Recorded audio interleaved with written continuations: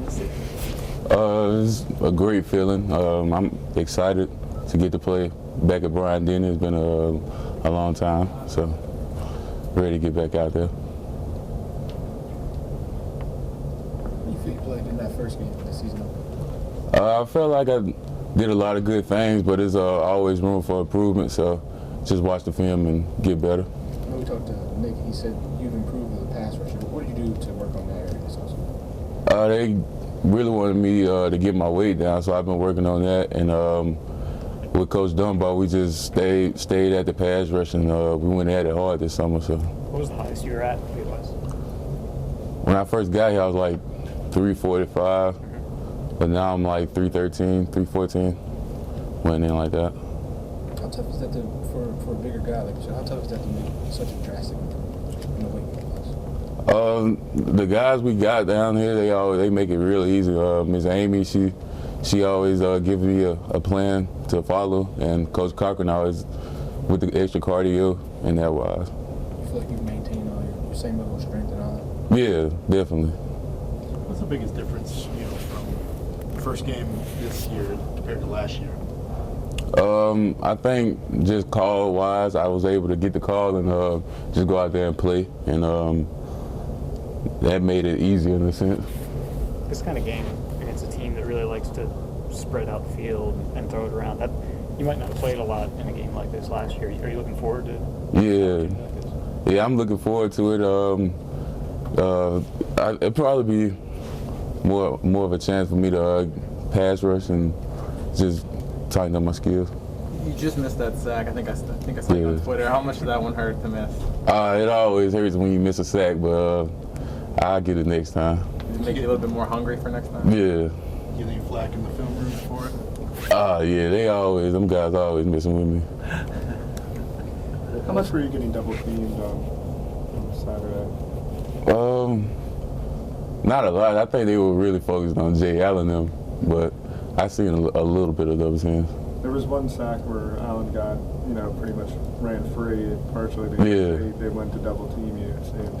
Is that something that you take pride in, and other opportunities for the other guys? Yeah, those guys eating, and I'm doing something good, or the team's doing something good. And as long as we're doing something good together, and I'm happy.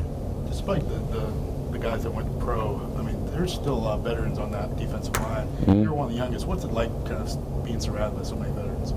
You just get to learn. Like last year, I got to learn a lot from Jay Reed, Aishan, Darren Lake, DJ Pelway, and now this year, I get to still learn from John Allen, Dalvin Thomason. So, just a learning process. What kind of lessons have you learned, in that time? Just how to play it, like double teams, pass rush, and all that. They just teach me how to play that. You talked a couple times about learning how to pass rush and improving that skill. Yeah. This seems like a pretty good place to learn that with guys like Jonathan Allen and some of those other guys you mentioned. Yeah, we practice a lot, and you just get out there and watch them, and then try to imitate what they do. What are some of from some of the younger guys? What have you seen from some of the younger guys? Younger guys, they just hungry, ready to improve, ready to work. And we got a lot of good young guys ready to come in and play. How good is Jonathan now? John's real good. What are some of the moves that you've learned from John and some of the other pass rushers? Really just their explosion off the ball, trying to get that, and my hand speed and all that. What do you think John's best move is? John can flip his hips real good, so I think that's one of his attributes. We saw Damian make a lot of juke moves, a lot of stutter steps. How often does he do that in practice, and how far has he come? Oh yeah, Damian runs really hard during practice. I think that's what took over to the game. Does he kind of like make those same kind of juke moves though? Yeah, all the time. You talked about all you learned from the other guys. Is there any other aspect where you think you can help the younger players in a similar position you were in last year? Yeah, I think they just I know like guys like Raekwon and Q, freshmen, they come in and they always ready to learn and ask me things about how to play this and how to play that, and I just try to pass over what I know. How important is it to pass on coming from this big win over USC, facing a a home opponent like Western Kentucky sort of keep your head on straight and not get a big head? Oh yeah, we just looking to improve from last week, just get better. Couple more. You're obviously not a small guy at all, but what's it like kind of comparing yourself physically to Raekwon when you see? I tried to tell him stop standing next to me because he making me look little. But yeah, that's a big dude. What kind of impact, once he is able to see the field, what kind of impact can he make? He's a very strong player and very powerful at the point, so this always will be a good attribute to the team. Okay, thanks, Darren. Da'Ron. Tweaking camp, kind of making that position change and adjusting. I think the biggest change for me was just switching my feet, as weird as it sounds. Going from like left guard, you have 1 foot forward and then putting the other foot forward now right guard. I just think trying to get used to that and get comfortable with that as far as just taking a pass set or coming off the ball. I think that was kind of the hardest part, but I mean all the calls are still the same, just flip flop, which isn't too hard. So how do you evaluate your performance in the first game? I think a lot of things to improve on. As far as just protection-wise and stuff like that. Assignments were pretty good, just a lot of technique to clean up. I've heard some people talk about when an offensive lineman moves from left to right, it's like switching from using your left hand to using your right hand. Is it that bad, or is it so difficult? I think when you go against the competition that we go against in practice, that you can get exploited pretty quick with a slight change like that. So I just think that's a testament to the type of players that we go up against, and just being on that big of a stage, I think it might show more than playing against a not as good team. So what changed in that second quarter when you guys started to move the ball more, especially on the ground? Well, I just think the coaching staff did a really good job of seeing what was working and just kind of exploiting that, and just kind of working towards what we do good things at, and just get the ball outside and let our guys run, and it paid off. So. You're working next to Jonah. He was named Freshman of the Week this week by the SEC. What did you see from him in his first start? Just kind of how did you see him progress? I think I kind of expect that out of him. He's grown up a lot since I think spring ball even, and just this fall camp he's had a really good camp, and just kind of I think he's ahead of his time right now, and it's pretty easy to see. Just how good of a player he can be and is already. So I mean, it didn't really catch me off guard that he got honors like that so quick, and I just think he's going to continue to progress as the season goes along. How much has he grown, and what's the potential of this running game with him? I think it's really good. I mean, we've got a stable of backs, and it's just great to see all those guys that got the playing time that they did. I just think for the future of this program, we were going to build off those guys, and up front, we just need to do our job and execute and let those guys run like they can.